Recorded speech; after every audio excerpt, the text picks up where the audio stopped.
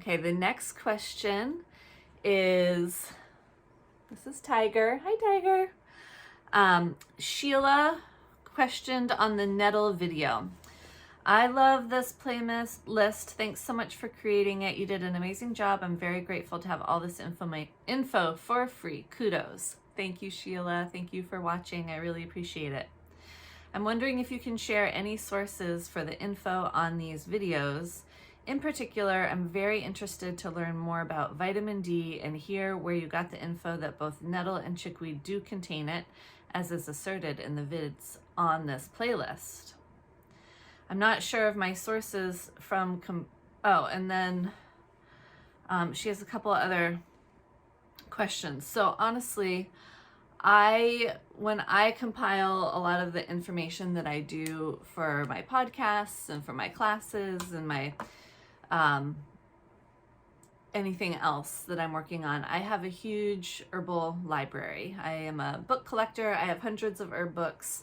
And so I just love to go through all of my herb books, compile the information.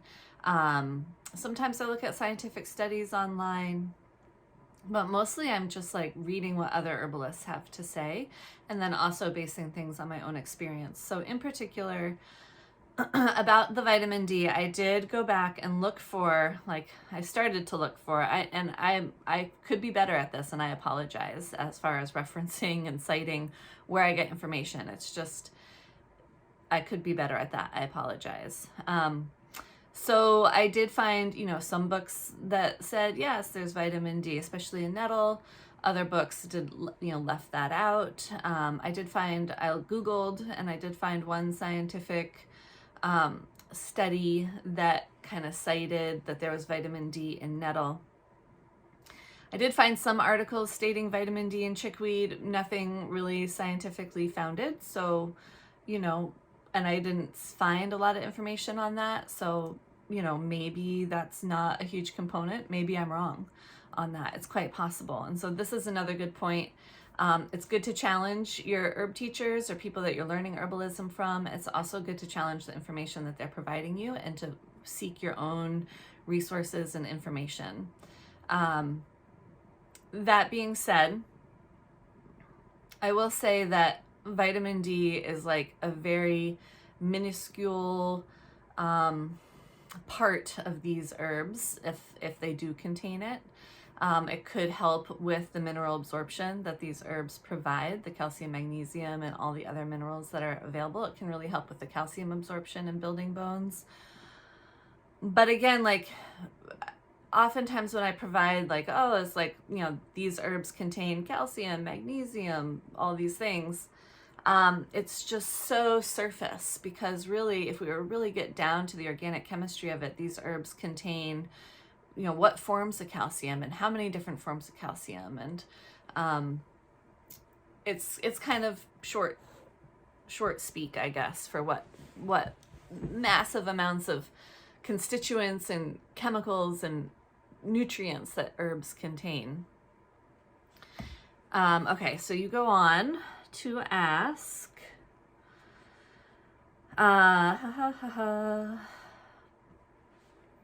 I've heard countless claims that there are very few plant-based sources of vitamin D, mostly just seaweed and fungi, and apparently the fungi only produce D2 exogenously, the way humans do with sunlight. Saja Popham, founder of the School of Evolutionary Herbalism, was very skeptical about the prospect of nettle and chickweed containing vitamin D when I asked about it in one of his classes last week. I'd be super appreciative to have the opportunity to provide Saja with your source info. Also, I'm a vegetarian, so this info is very important to me personally.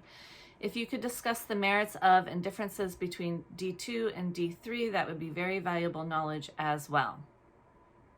Okay, so sorry, Saja, I don't have the resources, and it's right to question me on that, I will say. I will say that I'm more sure that nettle contains a form of vitamin D than chickweed does, but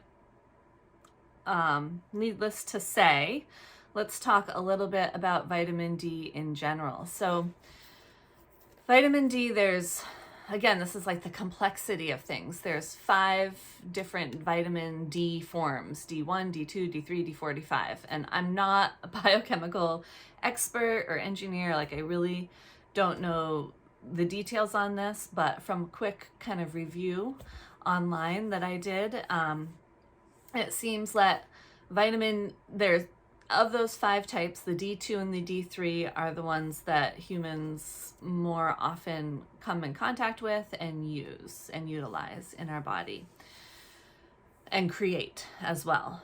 So the D2 is normally found in green leaves, apparently, is what Wikipedia said. And the D3 is more found in animals, and is also what we can produce, because we are animals, from the sunlight. And basically any form of vitamin D, D2, D3, whatever, it's not the vitamin D that we need in our body to help with calcium absorption and all the other benefits that vitamin D offers us. It actually has to go through multiple enzymatic processes in our body. At least 2 processes. One takes place in our liver, one takes place in our kidneys, for us to turn it into what is supposedly the form that we need for it to be beneficial to us. So it's not like we take a vitamin D supplement or we eat an herb that has vitamin D in it and then bam, we have what we need. We still have to be able to process that vitamin D. We need a healthy liver, we need a healthy kidneys, so that we can make use of it.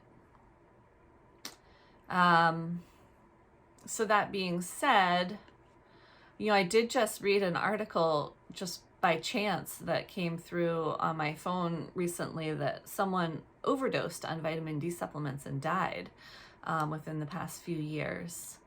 So there is such a thing as too much vitamin D, especially in supplement form.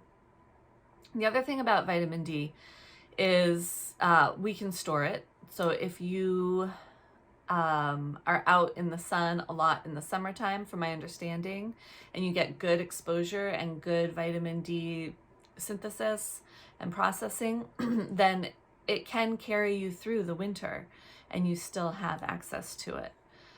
If you're really concerned about bone health and from being a vegetarian, and you feel like your diet is inadequate as far as providing you the vitamins and minerals that you need to make a healthy body, then I think that that's something to look further into, as far as, where can I, maybe you're vegetarian and not vegan, like what possible dairy foods or animal products could I eat that would provide me with more vitamin D and calcium and magnesium.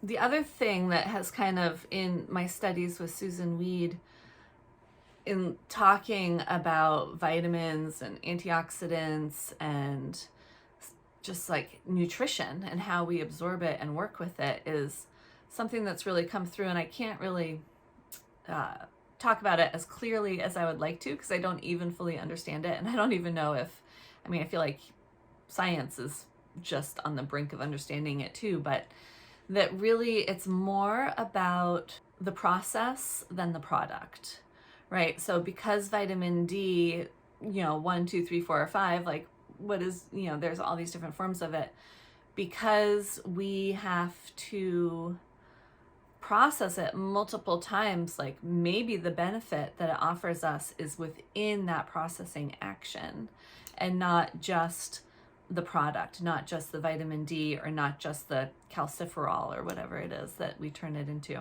So I'm not a vitamin D expert.